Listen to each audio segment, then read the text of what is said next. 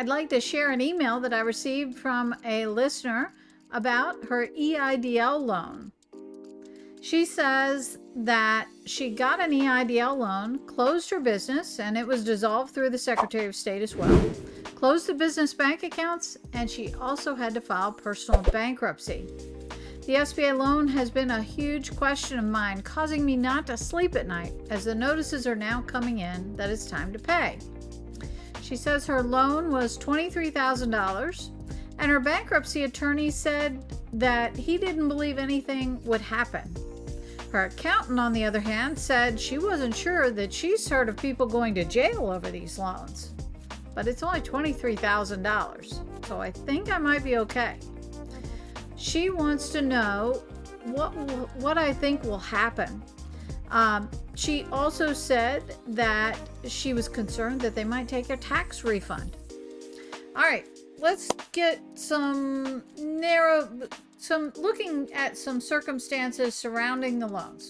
First off, as I mentioned in my prior video, just had a call with the SBA office in South Carolina, and it doesn't sound like anything is penetrating out to those regional state offices about EIDL loans yet. So that tells me that I really don't think the SBA has a plan yet and how they're going to handle all these businesses that have closed and the loan defaults. Secondly, yes, it is true that if you owe a debt, that eventually it can pass through to other government organizations and they can try to offset. So if 20 years ago you had a bad loan, you might eventually see that it's coming back and they're offsetting your tax refunds based on that. Now, I will tell you that's a super rare case, and I have not seen any of those in a really long time. Also, we all know the speed at which the IRS works and anything in our government, which is very slow. So it will be many, many years to come, in my opinion, before we see any kind of offsetting of debts, if there is going to be any. Third, she mentioned her accountant said you might go to jail. Nobody's going to jail for this kind of a loan. The people that you see in the media who are going to jail are high-profile celebrities and people who took millions of dollars and went out and bought Bentleys and went on extravagant trips and bought a lot of possessions.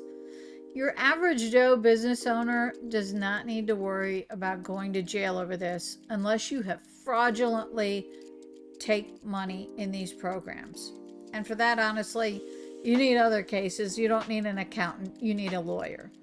So don't be afraid that you're going to jail over these. And business issues have happened for years and years. It's never easy. It's never fun, but they do work themselves out.